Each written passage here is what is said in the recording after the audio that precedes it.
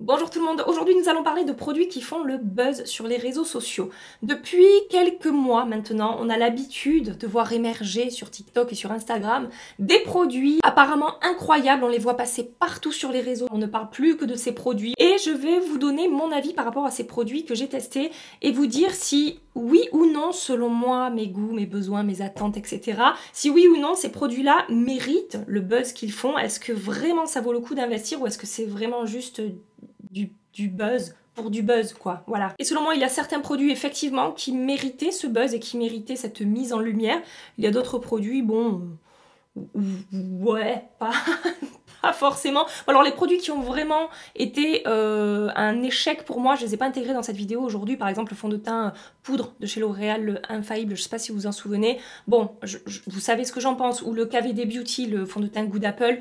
Je vais pas revenir dessus, ça vous savez. J'ai pris des produits voilà, qui quand même ont une petite chance peut-être de fonctionner un peu pour moi. Voilà.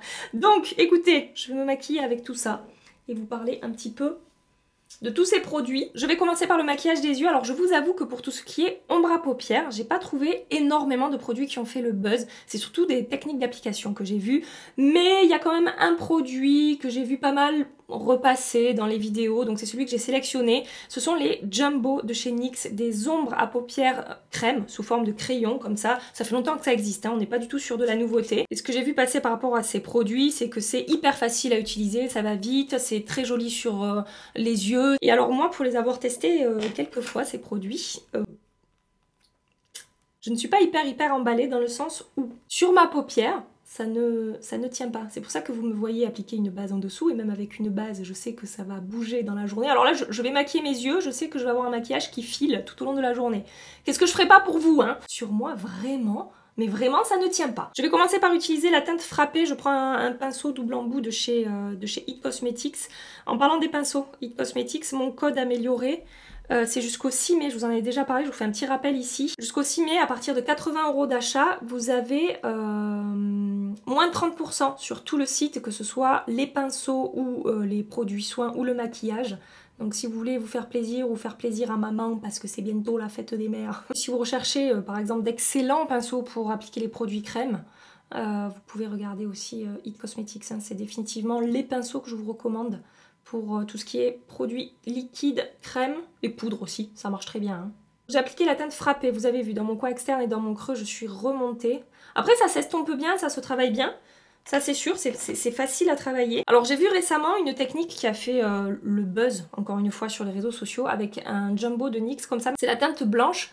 Et en fait, les personnes s'en servent pour illuminer le teint, genre comme un enlumineur sur le bout du nez, sur le coin interne ici. Faudrait peut-être que j'essaye, je sais pas si je l'ai, la teinte blanche, il faudrait que... Je crois que je l'avais. Je sais pas si je l'ai gardée, justement, parce que sur moi, ça ne fonctionne pas des masses. Pardon, je vous ai pas dit ce que je suis en train de faire. J'utilise la teinte Frosting, qui file, mais qui file. Alors qu'est-ce qu'elle file, cette teinte, dans mes plis?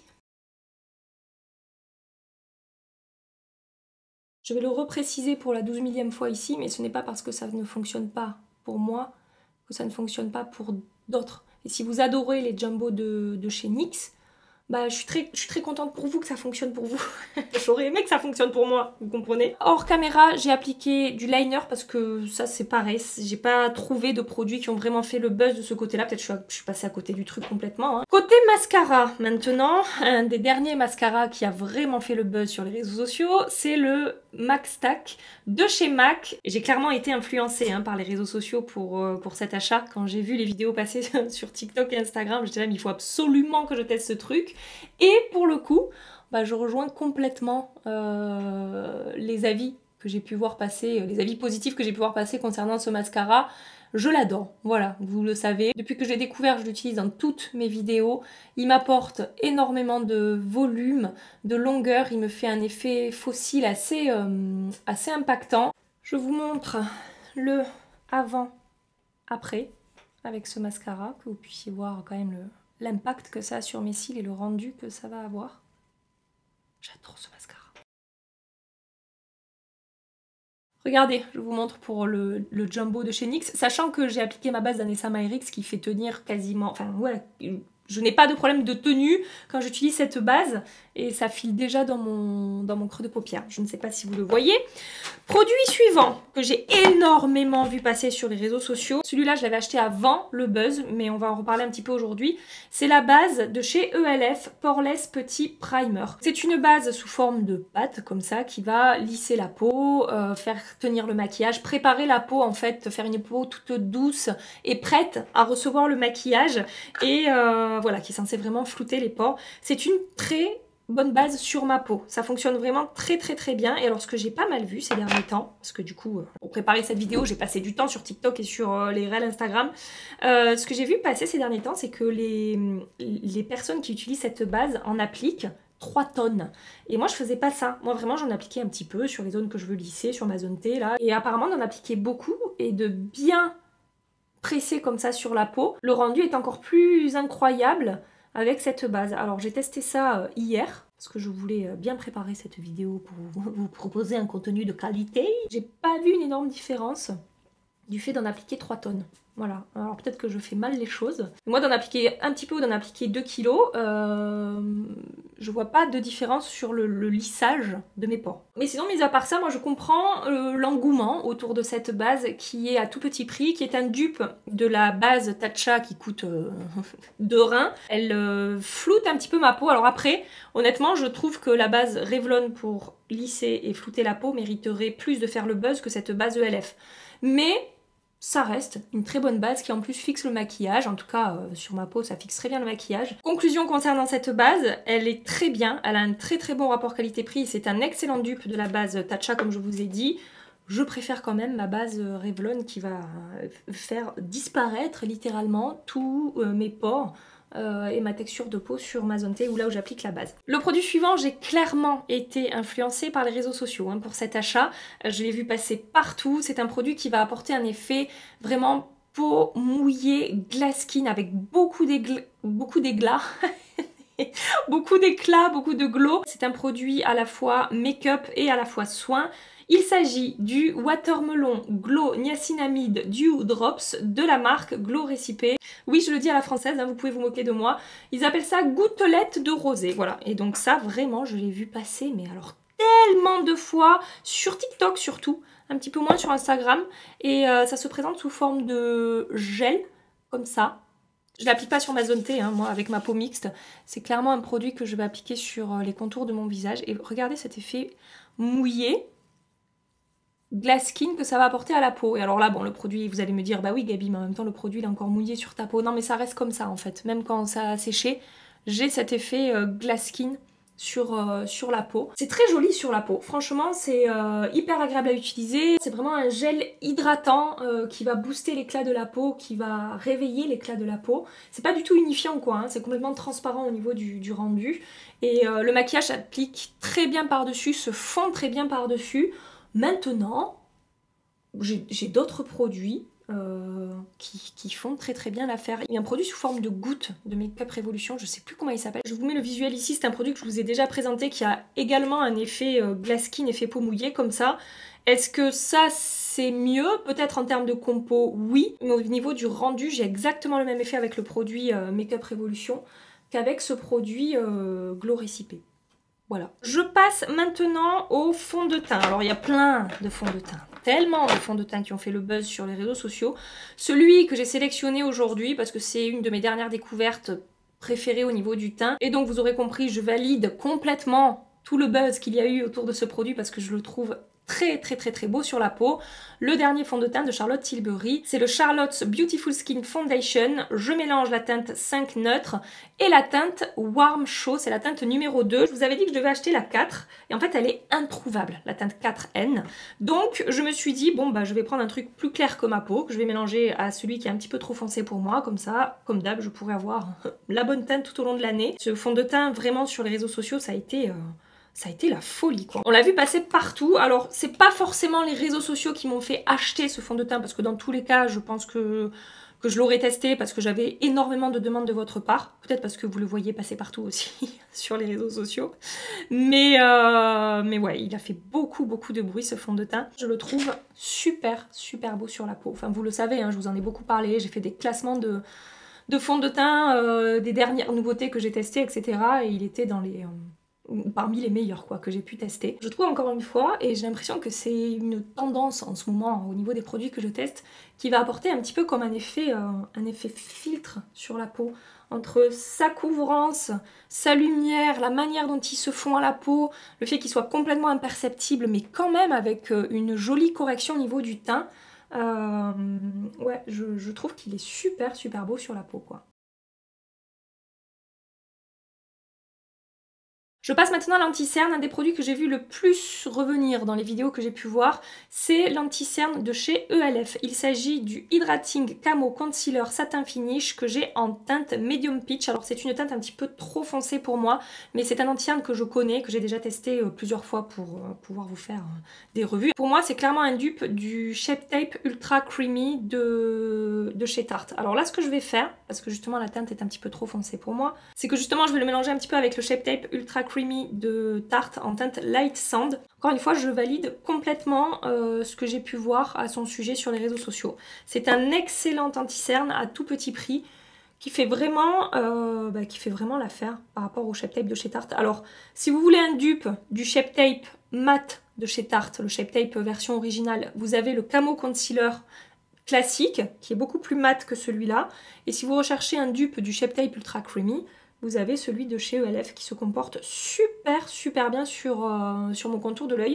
On est sur la même couvrance que le Shape Tape de chez Tarte. Je me demande même s'il n'est pas un petit peu plus couvrant que le Ultra Creamy de chez Tarte. C'est un produit que je n'ai pas besoin de poudrer, qui ne file pas dans les rides et les ridules au cours de la journée, qui ne va pas marquer mon contour de l'œil. Bref, c'est un excellent produit, voilà. Pour réchauffer mon teint, je vais utiliser le Charlotte Tilbury Hollywood Contour Wand Easy Contour que j'ai en teinte Fer Medium. Ce produit, pareil, qu'est-ce qu'on a vu passer sur les réseaux sociaux? Alors c'est un produit que j'ai depuis très longtemps, que je connais très bien et que je valide complètement. Alors ce que je fais, c'est que j'en prélève un petit peu sur le côté arrondi de mon éponge et je vais venir le travailler petit à petit parce que c'est un produit qui est très très pigmenté. Donc il faut avoir la main légère avec, regardez comme ça se diffuse et comme, voilà, avec le peu de produit que j'ai appliqué sur mon éponge, comme j'arrive à estomper, à remonter le truc, et à ce que ce soit suffisant en 3 coups d'éponge pour réchauffer mon teint. Et en même temps, si on a la main légère, je sais pas si vous avez vu à quelle vitesse j'ai travaillé ce produit. Je sais qu'il existe un dupe chez Makeup Revolution, il me semble, qui est un anti-cerne un petit peu lumineux. Et il y a une teinte qui serait apparemment géniale pour, voilà, pour remplacer ce produit-là de Charlotte Tilbury qui coûte bien plus cher et qui fonctionne tout aussi bien. J'ai pas réussi à mettre la main dessus pour l'instant, je galère un petit peu, vu que ce produit, justement Makeup Revolution a fait le buzz, bah, il est un petit peu compliqué à trouver. Mais je testerai à un moment ou à un autre. Mais voilà, là, vous voyez, en 3 coups d'éponge, c'est fait. Et c'est hyper fin, naturel, longue tenue. On n'a pas d'effet de matière. Enfin, excellent produit. Alors c'est marrant sur les réseaux sociaux de voir comme il y a des produits qui existent depuis très longtemps et qui finalement ne font le buzz que maintenant. Alors tous les produits que je vous présente aujourd'hui, c'est pas forcément maintenant qu'ils font le buzz, hein. Voilà, ça remonte à certains produits il y a quelques semaines, quelques mois, mais ce sont des produits qui ont fait beaucoup de bruit.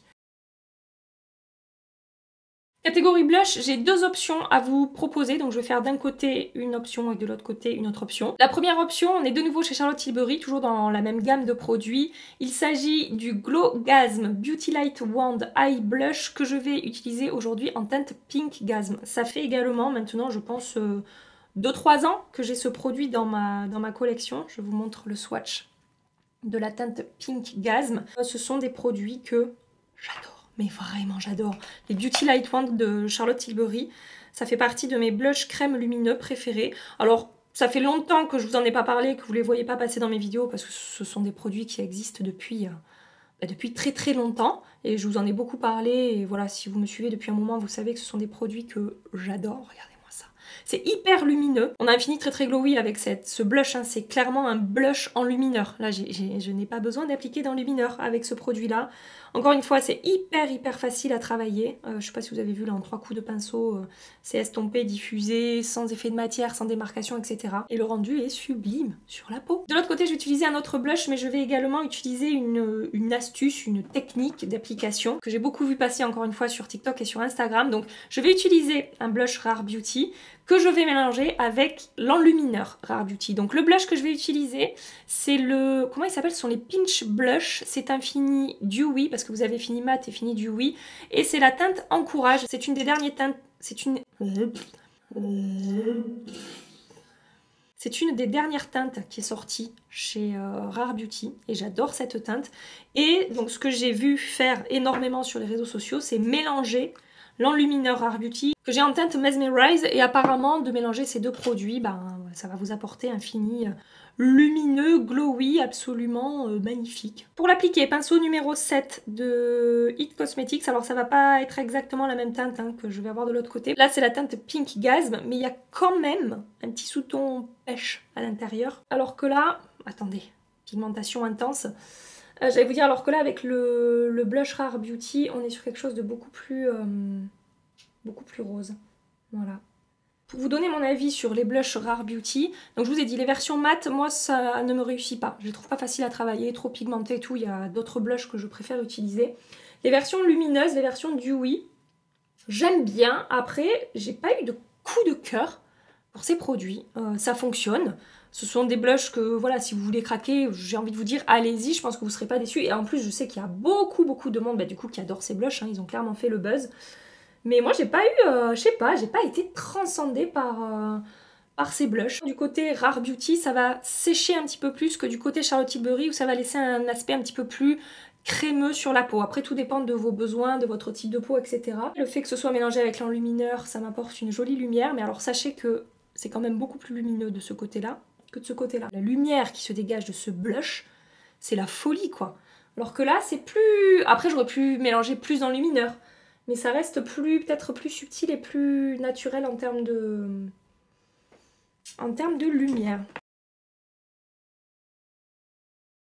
Pour poudrer mon teint, je vais utiliser la fameuse poudre de chez NYX. Il s'agit de la Can't Stop Won't Stop Mattifying Powder que je vais utiliser en teinte fer. Donc c'est une poudre que j'ai clairement achetée parce qu'elle a fait le buzz sur les réseaux sociaux. C'est une poudre que je trouve vraiment très bien, avec un très bon rapport qualité-prix. Vous pouvez retrouver mes vidéos dans lesquelles je vous parle de ces produits hein, sur ma chaîne YouTube. C'est une poudre qui va matifier, qui va finir de corriger un petit peu le teint parce qu'elle est teintée. Donc en fait elle a un effet un petit peu unifiant sur la peau là où on va l'appliquer. En fait ce que je vous avais dit c'est que les raisons pour lesquelles elle a fait le buzz, c'est que apparemment elle allait complètement smoother et lisser la peau. Moi j'observe pas ça. Ce que j'observe avec cette poudre, c'est qu'elle est très belle sur la peau, très fine, sans effet de matière. Elle matifie très bien. Elle finit, comme je vous dis, d'unifier le teint. Vous voyez là, j'applique par-dessus les produits teint et ça se passe très bien. Ça ne déplace pas la matière. Ça ne fait pas non plus d'effet de matière. Enfin, elle est vraiment très jolie sur la peau. Mais l'effet floutant et lissant, moi je l'ai jamais vraiment observé avec cette poudre. Et regardez la lumière du produit Charlotte Tilbury une fois que je l'ai poudré avec une poudre matifiante. Je termine rapidement mon maquillage des yeux. De toute façon, regardez l'état de ma paupière. Hein, du coup, je vais pas trop me prendre la tête hein, avec ce maquillage des yeux aujourd'hui. Je floute un peu le marron là. Pour les lèvres, je vais encore utiliser un produit de chez NYX. Je pense que vous vous rappelez très bien de ce rouge à lèvres. Pareil, qu'est-ce qu'on l'a vu passer sur les réseaux sociaux. Ce sont les rouges à lèvres Shine Loud Magic Maker. Et là, je vais utiliser aujourd'hui la teinte...